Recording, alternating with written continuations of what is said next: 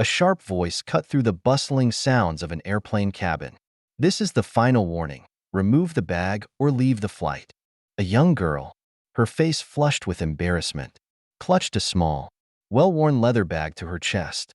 Her voice trembled as she pleaded, "Please, this bag belonged to my mom. It's all I have left of her. I can't let it go." The senior flight attendant's cold expression didn't soften. "Rules are rules. Young lady, if you can't comply, you'll be removed." Gasps rippled through the other passengers. A man seated nearby stood abruptly. "This is a child. She's not causing anyone harm. Why are you doing this to her?" The attendant's voice was sharper now, her tone brooking no argument. "Sit down, sir, or you'll be removed as well." The scene shifted to the young girl being escorted off the plane, her tear-streaked face a silent testimony to the injustice. As she stumbled into the crowded airport terminal, she collapsed onto a chair, gripping the bag like it was her lifeline. "I didn't do anything wrong," she whispered, her voice cracking. "Why would they do this to me?" A comforting hand rested on her shoulder. An older woman sat beside her, her eyes filled with both compassion and quiet outrage. "You didn't deserve that. Sweetheart, this isn't just wrong. It's unacceptable. People need to know what happened here." From there, the story exploded. Video footage of the incident circulated online, sparking a firestorm of anger and support. The girl's voice cracked through the noise of the video. "This bag isn't just a bag. It's my mom's music, her dreams, everything she left behind. I just wanted to keep it with me." A montage of reactions followed. A father stepping out of a helicopter, his face set in steely determination. "No one humiliates my daughter and gets away with it," he declared. The flight attendant, her once certain demeanor now clouded with doubt, muttered, I didn't realize what it meant to her." And finally, the girl sat at a grand piano under a spotlight, her hands poised above the keys. The first haunting notes of a melody began, carrying a story of love, loss, and resilience.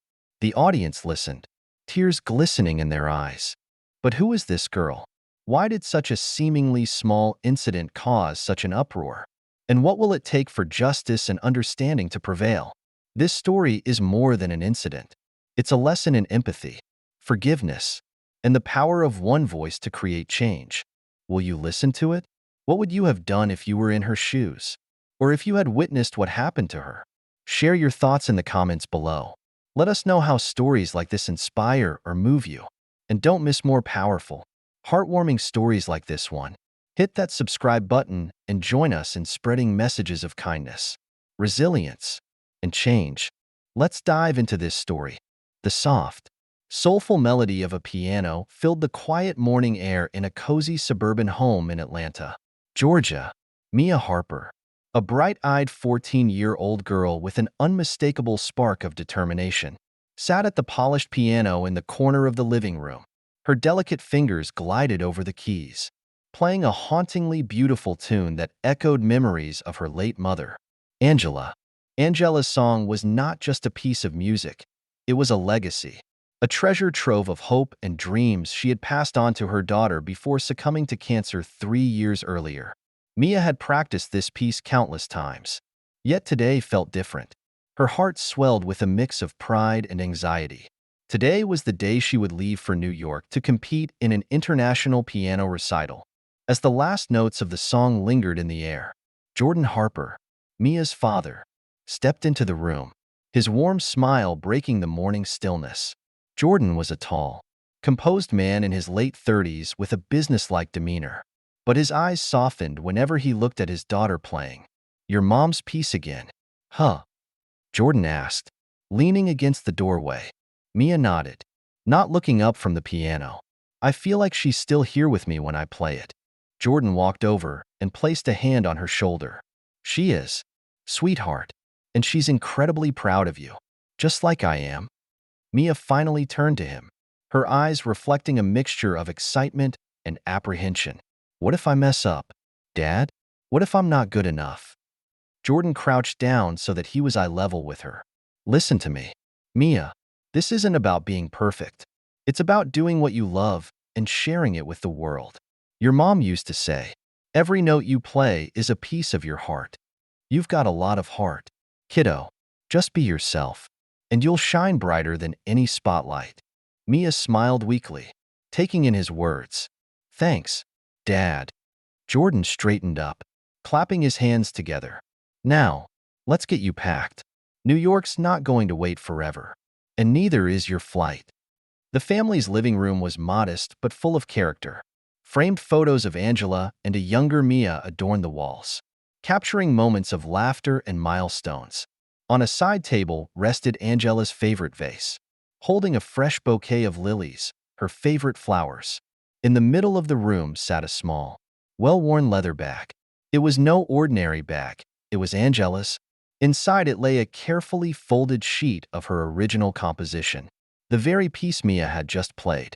The bag, like the music, was a symbol of her mother's enduring presence. Mia knelt beside the bag, running her fingers over the smooth leather. Do you think I'll ever be as good as Mom? Jordan, who was sorting through her travel essentials, paused and looked at her. You're already amazing, Mia, but you're not supposed to be her. You're meant to be you, and that's more than enough. As Mia carefully placed the folded sheet music into the bag, Jordan chuckled. You know, your mom always said that bag brought her luck.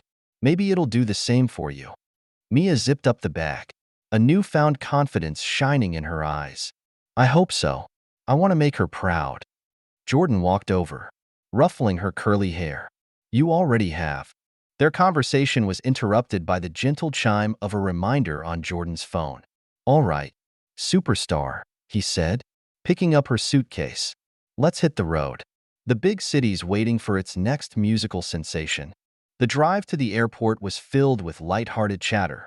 Jordan told stories about Angela's early days as a pianist, how she would nervously tap her fingers on any surface before every performance, and how she once broke a piano key during a particularly passionate recital. Mia laughed, picturing her mother's fiery determination.